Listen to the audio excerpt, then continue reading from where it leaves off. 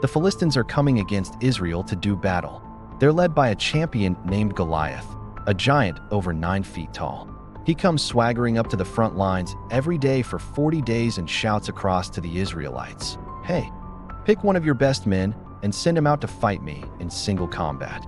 But day after day, no one steps forward. No one dares accept the giant's challenge. And so Israel is demoralized and afraid. But one day, a young man named David arrives. He'd been sent by his father to deliver some food to his brothers who were fighting in the Israelite army. So he sees this big bully of a giant out in the front line, and he hears him shouting and boasting. And David is absolutely shocked that nobody has the courage to go out and confront this big bully. So he asks a few questions, finds out what's going on, and then he goes straight to the king. He says, "Your Majesty, please let me go out and fight this giant." Now, King Saul, he looks at this young kid, and he can't believe that he wants to go and fight this big, burly giant. So he laughs at him and he says, "You're just a kid. You wouldn't last 3 minutes in the ring with that big lug." But David insists, "No, really, let me do it, please."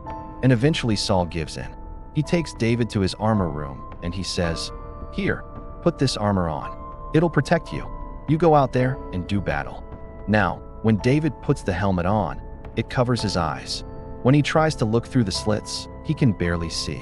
And the armor was so heavy, it was like carrying a tower on his back.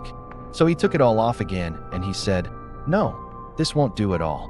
And Saul says, "Well, if you don't want my armor, then at least take my sword." But David says, "No, thank you. I don't want your sword either." So Saul is getting pretty frustrated now. He throws his hands up in the air and he says, "All right, if that's the way you want it, go ahead and do it your way." So David sets out for the front lines, and all the soldiers are watching him go. They're thinking, "What a fool. That kid doesn't know what he's doing." As he approaches the front line, they start shouting and jeering at him. "Hey, little guy, what are you going to do? Little guy, you're not going to do anything." And David just ignores them. He walks right up to the front line and he starts shouting back at Goliath. "Hey, big guy, what's your name?" "Goliath," says the giant. "Well, Goliath, I'm here to fight you." And the giant starts laughing. All the soldiers are laughing. "Oh, little David, what are you going to do? Are you going to throw a tantrum? Are you going to kick me? Are you going to punch me?" But David stands his ground and he says, "I am not throwing a tantrum. I am not kicking or punching, but God will give me victory over you." And with that, David runs off again to get ready to do battle. And the soldiers are still laughing. "Yeah, run along now, little guy. Go and hide under your mama's skirt. That's what you should do."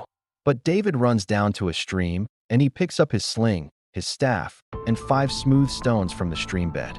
He puts the stones in his bag, puts the staff in his hand, and he runs back up to the front lines. The soldiers are still jeering and making fun of him. And Goliath is still laughing. "What are you going to do? Are you going to throw rocks at me?" "Yeah, throw your rocks, little guy. Throw your rocks, why don't you?" And sure enough, that's exactly what David does. He winds back, and with a flick of his wrist, he flicks a stone from his sling. The stone flies through the air like a speeding bullet and strikes the giant square on the forehead. Now, Goliath's reaction is priceless. His eyes bulge. He reaches up to touch the wound on his head, and he takes a step backward, then another step, and then he falls face first onto the ground. The crowd is silent for a moment. They watch this scrawny little kid defeat the biggest, baddest dude on the block.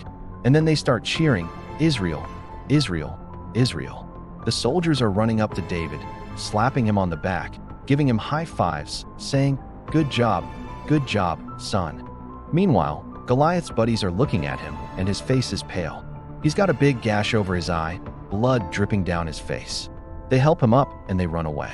So David has proven himself. He's the hero of the hour.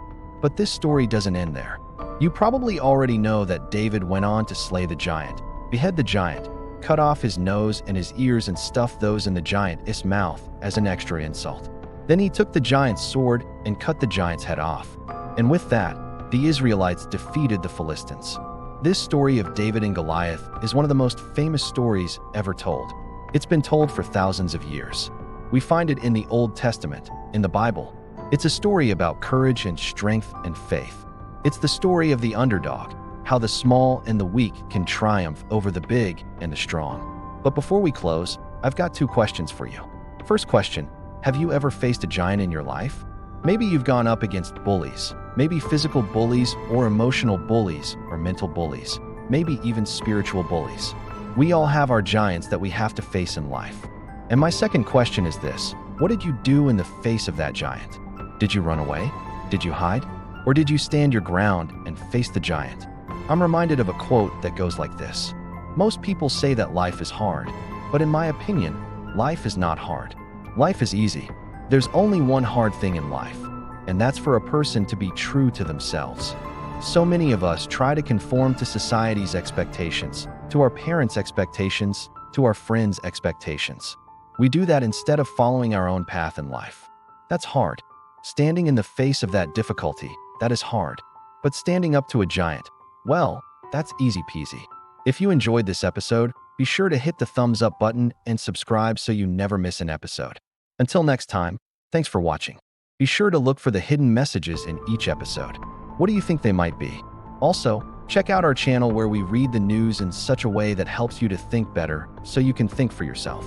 And finally, please like, share, subscribe, and don't forget to follow us on social media where you will find all kinds of exclusive content you won't find anywhere else. Thanks for watching.